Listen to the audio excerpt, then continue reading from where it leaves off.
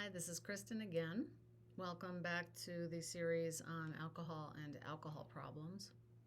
I wanted to make a video that talks about the different stages, we could say, or I wanted to talk about the development of the problem of alcohol use disorder or alcoholism in terms of what changes you might experience in how you're thinking, what you're thinking about, how you feel emotionally, and then behaviors that you might start to change or exhibit over the course of the development of an alcohol problem.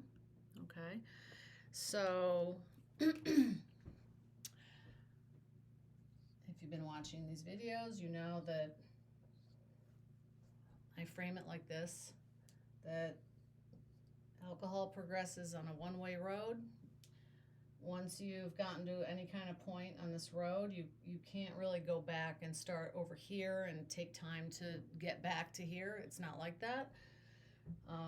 Even if you stop drinking for a long time, you're gonna relatively quickly, resume where you left off, and more so moving in that direction. More drinking, more volume, more frequency, etc.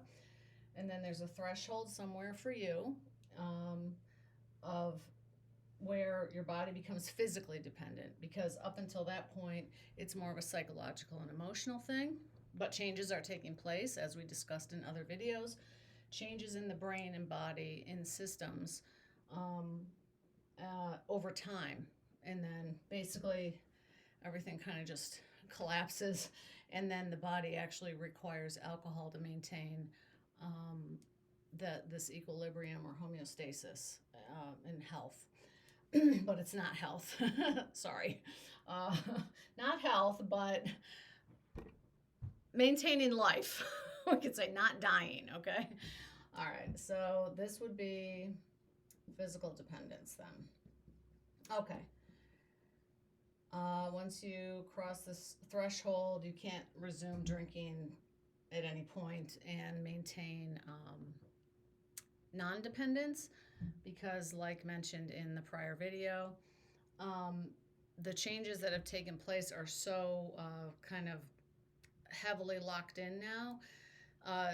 That whole pattern that's been compensated for all the alcohol use will just get reactivated and will come back online, and then the body will demand alcohol to maintain a balance of its functioning, basically. So in the early stages of drinking, early time period, and everyone's length of time of each sort of stage or this whole time period can be very different from each other. It just is so highly variable. But in those early times, with the changes that start to take place, mainly in the dopamine reward system, you're going to start to notice that you're thinking about alcohol when you're not drinking. You're going to be looking forward to the drink later, just like it's something to look forward to at the end of the day, but you're now starting to pay attention to that more. You'll start to plan activities around drinking more frequently. Alcohol will occupy more of your mental space, and other activities in life will start to be less appealing unless there's alcohol accompanying those things. So you might find yourself kind of organizing your schedule around drinking opportunities. You might decline invitations if it doesn't include alcohol. You might start to talk about it more, joke about it more. That's something that's pretty common. And you might have a loss of interest in other things, other hobbies or activities that you used to do. And probably mainly because it starts to compete with your drinking time. And during this early time period, as things are just starting to change, you might find that you're more irritable if drinking plans get canceled, or disappointed if alcohol isn't available somewhere. Like, you might have feelings about that. And you might have a sense of excitement if you know about an occasion where alcohol will be there. And in terms of relationships,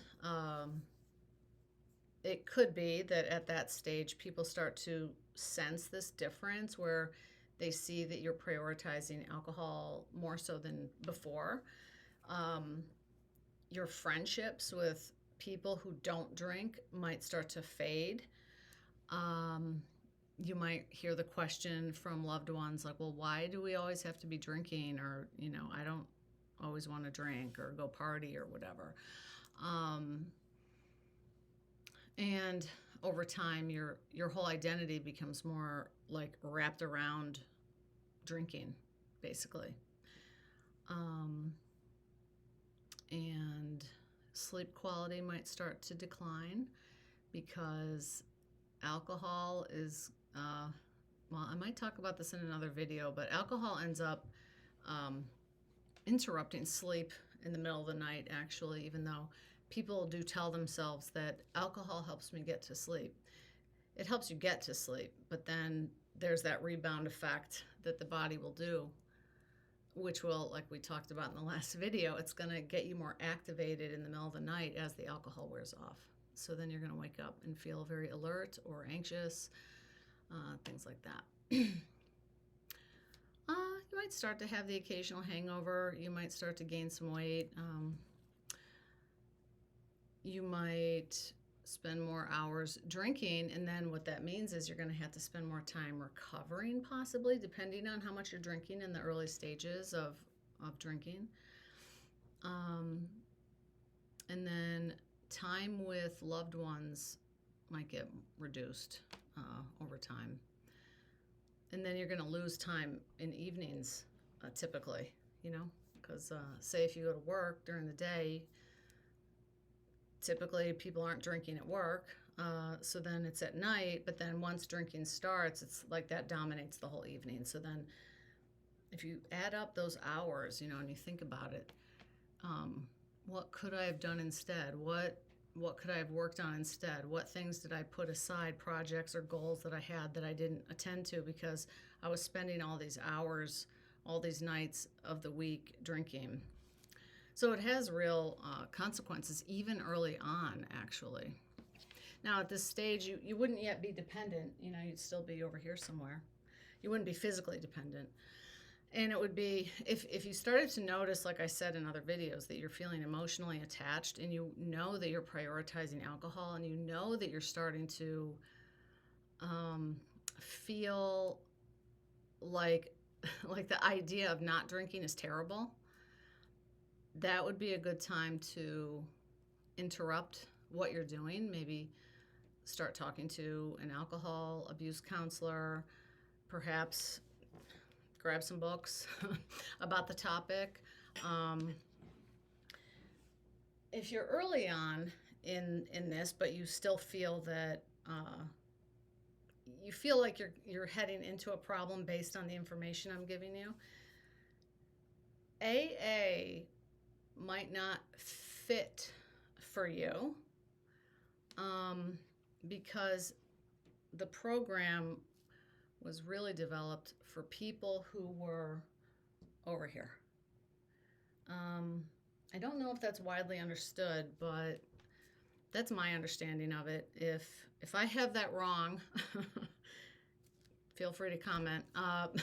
But I think it's understood that program, that the big book was written for people of the hopeless variety, which means they really can't stop drinking. They're really in trouble. It's really out of control. And they need abstinence to survive and to start to recover and to start to find the actual solution to their problem. So just in terms of the material that you would encounter, if you were over here, it just might not fit to your experience yet. And I'm not saying that you are on the road to needing AA, and I'm not saying that you don't need the program of AA or that it might not be the best thing for you. It depends on every person, but what I'm saying is it might not resonate because of what I'm saying, that it was written for um, people at that stage of this.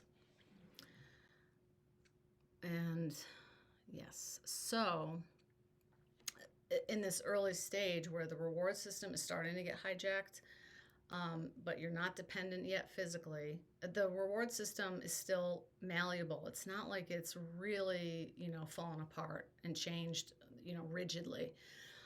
So there's still, a lot of leeway here to interrupt this pattern.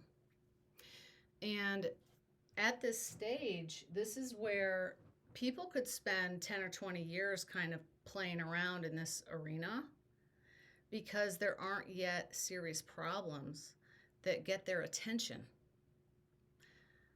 They just don't see it as problematic enough to stop drinking because there hasn't been a major crisis. And they might be telling themselves, I just enjoy drinking. It's not a problem. I still go to work every day, etc. But like I've said in other videos, there are literal changes taking place. And if you notice that you are, feeling the ways I described, or thinking those ways, or behaving those ways that I just described, that I'm hoping it alerts you to, okay, wait a second, I need to take a look at this. Okay. And then when the stress system starts to become more dysregulated, moving into a deeper psychological and emotional dependence. So the stress system is now, dysregulated. There's now a new set point established at a chronically elevated baseline for stress and anxiety, like I described, that allostatic set point. And now there's been a fundamental shift where you're drinking less for pleasure and more drinking for relief or to feel normal. And so the thoughts might be more like, I need a drink. I need a drink to unwind. I can't relax without it.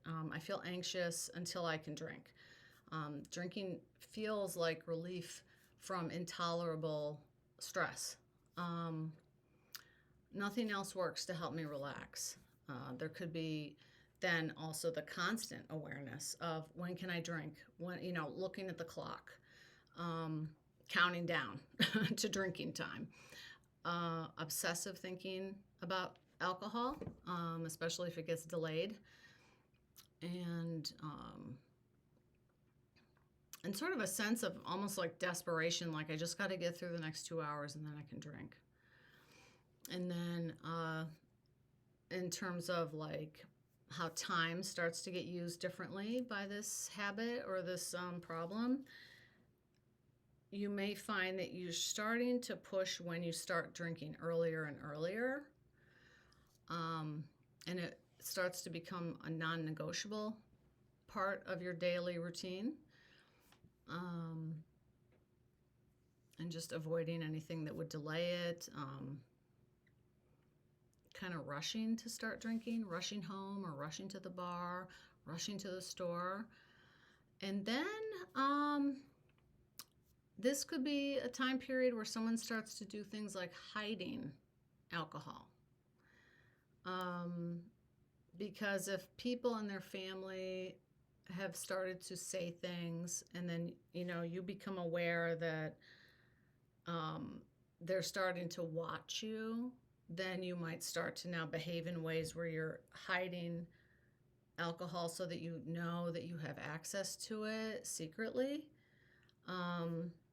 That would be a big red flag to me, to look for if that's happening. Take note of that. That's not normal.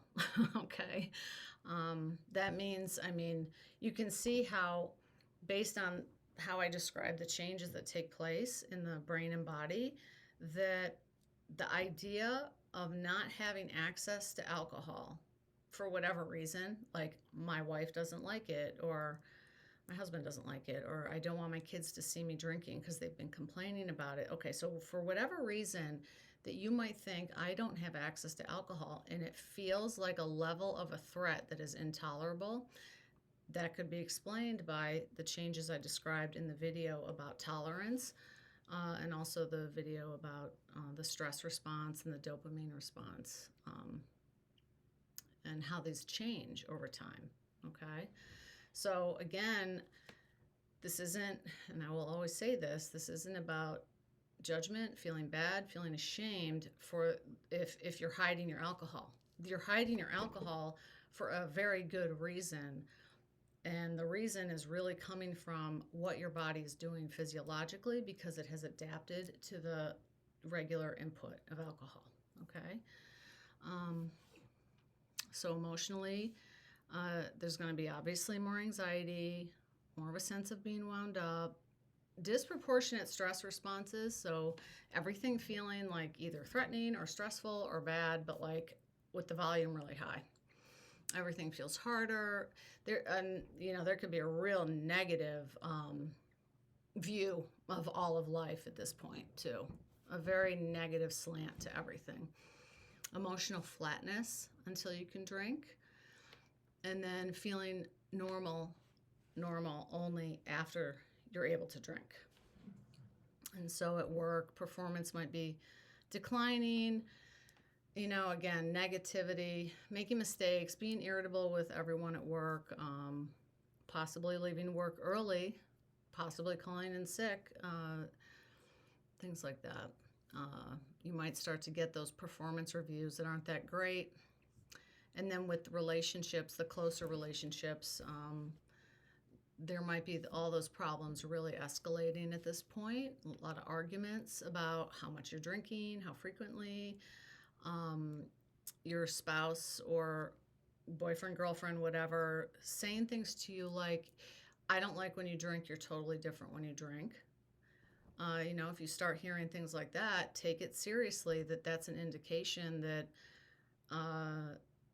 this isn't about them. This is about what they're observing.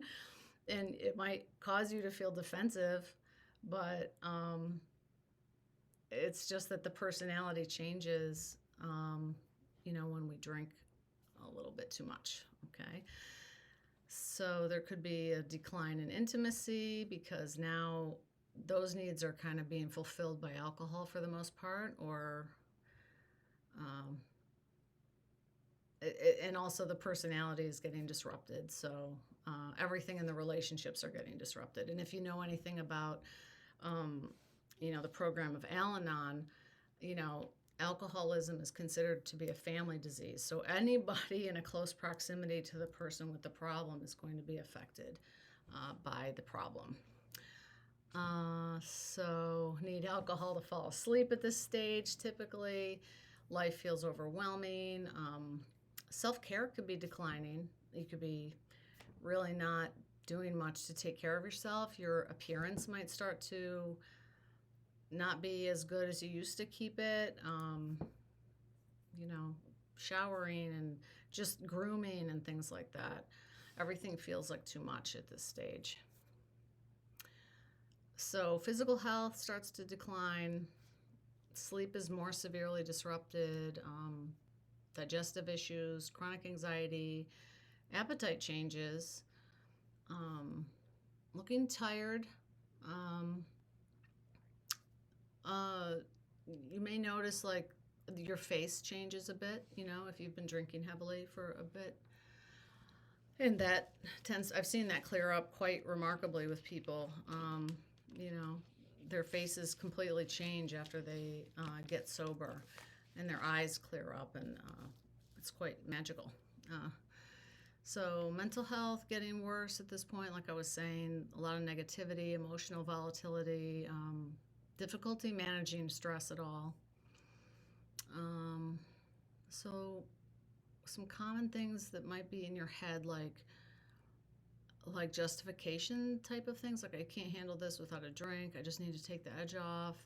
After the day I've had, I need this, or I deserve this, I can't relax any other way, you don't understand how stressed I am. Just all the lines that they're always the same, like I said in other videos. But this is how this makes sense based on changes that are taking place in the body, because it does get increasingly important to continue to put alcohol into the body, based on what's happening physiologically. So at this stage, it's like there's a full psychological dependence. It's like alcohol has become the one thing that is your solution and that you are using to regulate yourself. And there are more intense, like, cravings, so to speak. Not withdrawal type cravings, but just deep wanting, okay, and a feeling of needing, really. Life feels intolerable without it. And the thought of life without alcohol the thought of it feels terrible. So that's always a good indicator that there is a problem. And then at this stage, of course, like I said, you're still not past this threshold yet. It's a good time to, reassess, take stock of everything, take in information like this and make a decision about it based on the facts of how this thing works. It would be a good time to figure out how you can remain abstinent from alcohol if you determine that, yeah, I'm having this struggle and this is happening to me. So then we get into where you're over here, you've crossed that threshold. Now there's been some damage to the prefrontal cortex. You're going to have problems with, like, planning things. You're going to have problems with impulse inhibition. You're going to, do things kind of possibly sporadically. Not going to make very good decisions. Cognitive flexibility won't be there. You're not going to be able to think ahead. So there's a lot that cognitively starts to happen as you move into dependence, physical dependence. And so now what starts to happen is you may have a really good plan to, like, I'm only going to have one, or I'm going to skip today, or you have various plans, but they never work anymore. They just don't work. You're not able to control it. It's just almost like you robotically go and get the alcohol and start drinking it. You're watching yourself do it and you don't even know how it's happening. So not able to execute any plans that require sustained, stopping or reducing. And that could include, like, you might decide not to buy alcohol, but then you buy it.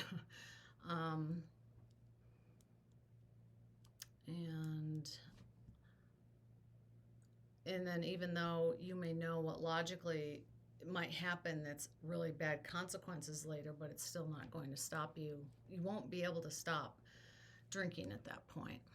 So, and especially, like, after it's literally established that you're physically dependent, you're going to have to drink alcohol on a kind of a schedule to maintain that place where there aren't withdrawal symptoms.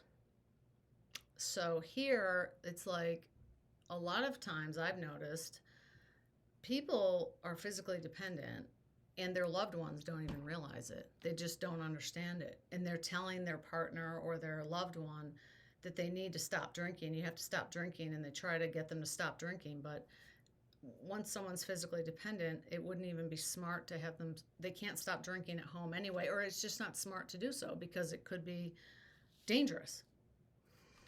But it could be that nobody understands that they're dependent because they have continually found ways to drink enough so that they're putting off withdrawal symptoms. Does that make sense? So, I mean, it's the kind of thing where it's like, okay, have you stopped drinking long enough to know whether you go into some kind of withdrawal symptom? Sometimes it might take, in early physical dependence, it might take a day and a half of not drinking to start to feel some of those early signs of dependence. But as you become more locked into dependence, it's like try to go 8 hours without drinking, or try to go 12 hours, try to go 24 hours. Just try to go 24 hours without drinking if you want to test it. But if you're just drinking and drinking and drinking and drinking, you could be physically dependent and not know it. And I've seen that be quite dangerous. Like if someone like had to be hospitalized, but it wasn't like understood that there was a dependence there, and then the person went into seizures and things like that. Like these things happen. So it's important to, if you know you've been drinking for many years, not even many years. I mean, this threshold could have been crossed at age 25 or 30, you know, or earlier. But if you've been drinking very regularly, it might make sense for you to just see if you can go 24 hours without drinking, without any withdrawal symptoms, so that you know where you stand with that. And then, of course, in this time period, it might be like, you know, if you've slept the night through or most of the night, you're going to have to drink probably when you wake up, because that's when the symptoms are coming on. And that's why, you know, you may know people who have to drink in the morning, and you may have the erroneous belief that that's what an alcoholic is, someone who drinks in the morning. No. I mean, they were already having a problem back here. They were already going there, and you might be there, right? But the reason why they're drinking in the morning is they have to. They have to. It feels terrible until they can get alcohol in there. And believe me, they're not having a good time drinking in the morning. It is not a fun time trying to stem off withdrawal symptoms. Oh yeah, nausea. That's one I forgot to mention in the other video. But shaking, nausea, you know, all those symptoms. And then, you know, and this is where things can really get completely out of control, because a person is going to have a hard time hiding the fact that they have to continue to drink at work. And then a lot of times this is when they're going to get fired, or they're going to get DUIs, perhaps, if they haven't already. I mean, DUIs are a big thing. We haven't even started talking about that yet. Falling down, getting hurt randomly, not knowing, you know, waking up and having injuries. This happens quite a bit. Not knowing what the heck happened, why you're bloody. Okay. So, yeah, and then this is when just a lot of health problems start to come in. Money problems, in terms of health emergencies like pancreatitis, liver damage, seizures, alcohol poisoning, GI bleeding, heart problems. So yeah, this is kind of, I think I've covered, and again, we could get into, I mean, there could be a whole video I make just on this time period, and maybe I will do that, because this is a whole thing unto itself, really. But I'm hoping to reach people either early in this or before this, and I'm hoping that the information I'm providing and in the way I'm providing it is preventing you from getting there. So, but maybe I will make a video just specifically about that time period, because it is quite unique. And it has its own unique problems that are very different than the earlier stages of problems. Oh yeah. Can't get through to you is a line that the alcoholic or the person suffering is going to hear from people, because they're sort of not reachable at that point. Yeah. Okay, well, hopefully that gives you an idea of like different changes in your thinking and your behavior. You know, thoughts you might have, ways of thinking. But remember, this isn't like something to necessarily take for like believable reality in terms of what thoughts you may have, like the ones that I had shared. those examples, right? Like if you tell yourself, if you hear yourself with the thought over and over again that, look, it helps me relax. Remember, the reason you're feeling that way and the reason you're believing that to be true is that your body is sending you a feeling that you are explaining with that sentence. But that sentence in and of itself is only there because changes have happened in your body. Does that make sense? So again, it's seeing this whole thing just for what it is. It's a process that develops over time, worsening over time, making really serious changes in your brain and body that then cause you to experience life very much worse, differently and worse, and to more and more rely upon the solution of alcohol, which actually is the cause of the worsening of the problems. Okay, so it ends up being a toxic relationship. It's like an abusive partner.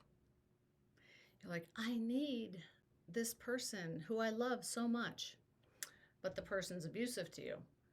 So the person abuses you and causes you to feel terrible, but they're the only ones who have the power to make you feel better. So then you go back to them to get a feeling better. It's the same with alcohol, okay? But it's actually worse in a sense. It's similar, very similar. I think there's a lot of changes that take place in a person's physiology in relationships too. But alcohol obviously is a very powerful substance going into the body and making changes over time. So it's like you're battling your own body in a sense. And then this thing has hijacked how you think, and then you don't realize that your thinking and your defensive, say, arguing points are not really you per se, but they're just coming out of the changes that are taking place in this progressive process. So it is very possession-like, if that makes sense. Yeah, so, all right, I hope that's helpful, and thank you for watching, and I'll see you in the next video.